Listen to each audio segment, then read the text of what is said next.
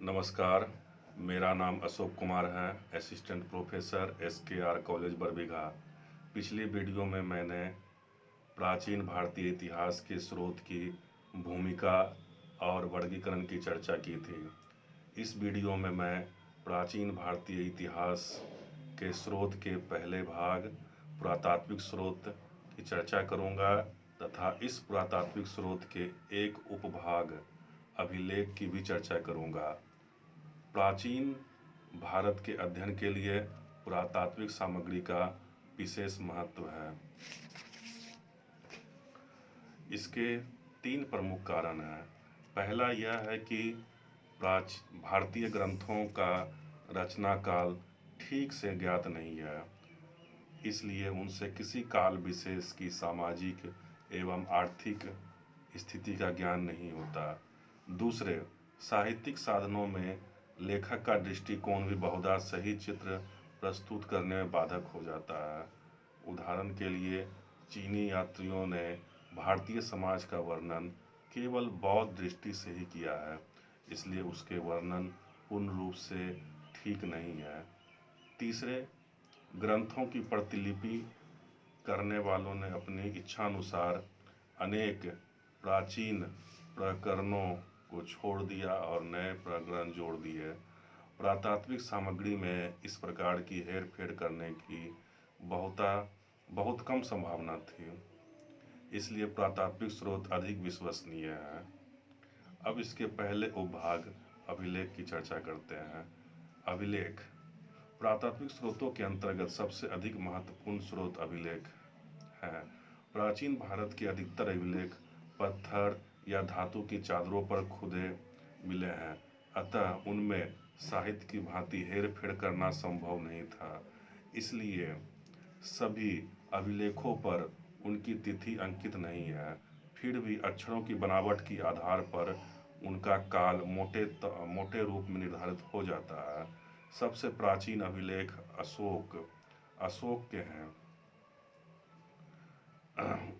केवल भूतपूर्व निजाम राज्य में स्थित मास्की नामक स्थान और गुर्जरा मध्य प्रदेश से प्राप्त अभिलेखों में अशोक के नाम का स्पष्ट उल्लेख है।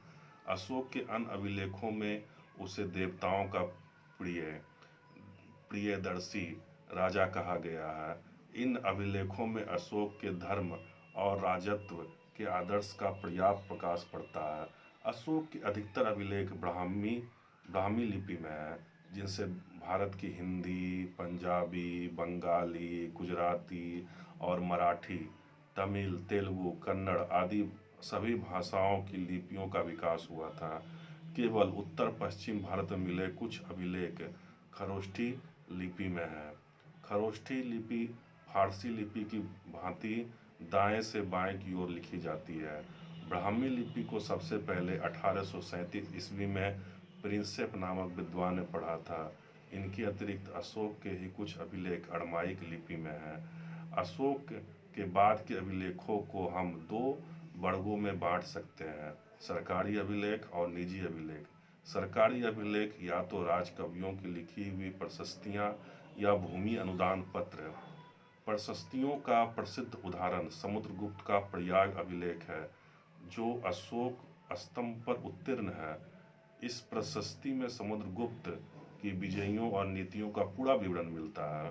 इस प्रकार राजा भोज की ग्वालियर प्रशस्ति में इस शासक की उपलब्धियों का विवेचन है।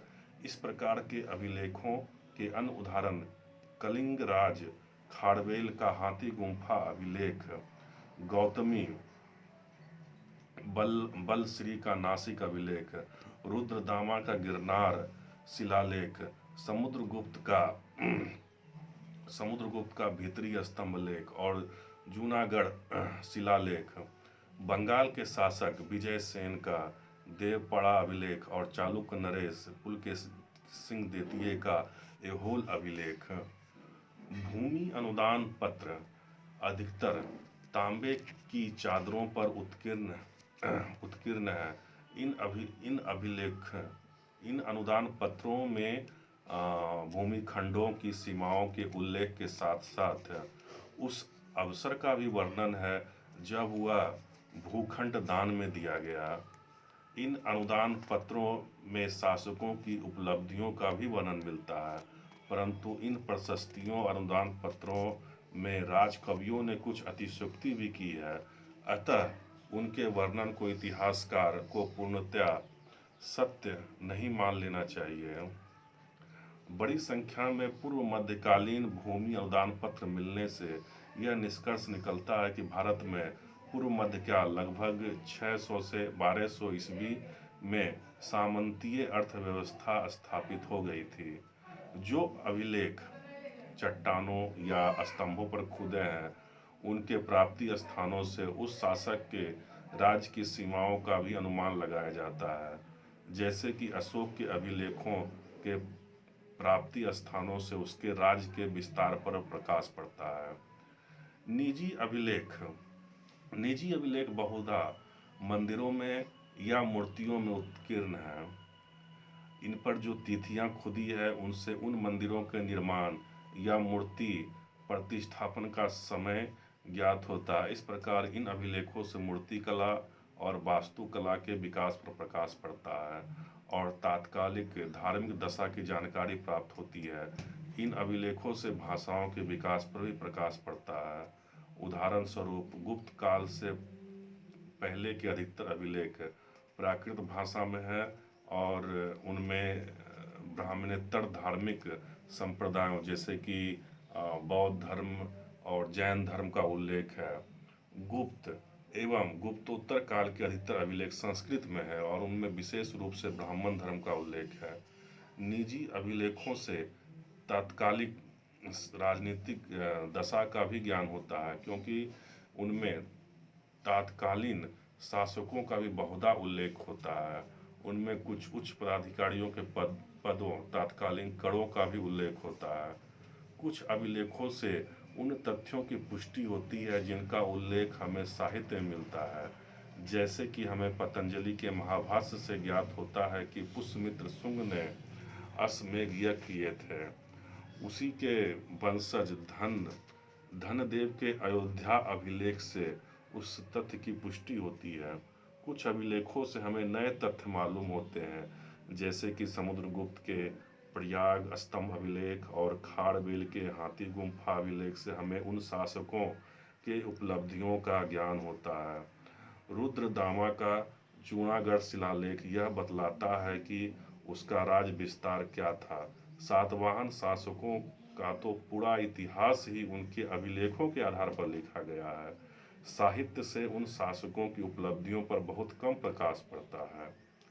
इस प्रकार दक्षिण भारत के पल्लव, चालुक्य, राष्ट्रकूट, पांड्य और चोल वंशों का इतिहास लिखने में इन शासकों के अभिलेख बहुत उपयोगी सिद्ध हुए हैं। विदेशों से प्राप्त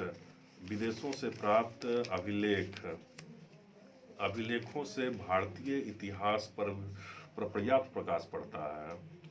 जैसे एशिया माइनर में बोगज कोई नामक स्थान पर लगभग ईसा पूर्व 1400 का संधि पत्र अभिलेख मिला है।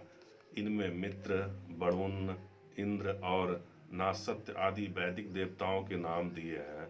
इससे ज्ञात होता है कि वैदिक आर्यों के वंशज एशिया माइनर में रहते थे। इसी प्रकार मिस्र के तुलुअल अमनों में मिट्टी की कुछ तख्तियां मिली है, जिन पर बेबीलोनिया के कुछ शासकों के नाम खुदे हैं, जो नाम ईरान और भारत के आर्य शासकों के नामों जैसे हैं।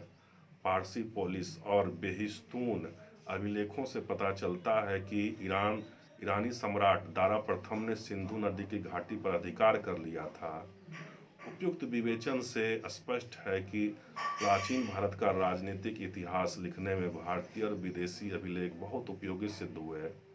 प्राचीन भारत की सामाजिक, धार्मिक और आर्थिक दशा का अध्ययन करने के लिए भी जो साहित्य साक्ष्य उपलब्ध है, उसकी पुष्टि अभिलेखों से ही होती है। इस प्रकार आज के वीडियो में हमने भारतीय इतिहास के स्रोत का एक भाग, पुरातात्विक स्रोत के बारे में जाना और उसके उपभाग अभिलेखों के बारे में जाने। अगले वीडियो में हम अभिलेख के आगे हम पुरातात्विक स्रोत के और अगले उपभागों की चर्चा करेंगे। धन्यवाद।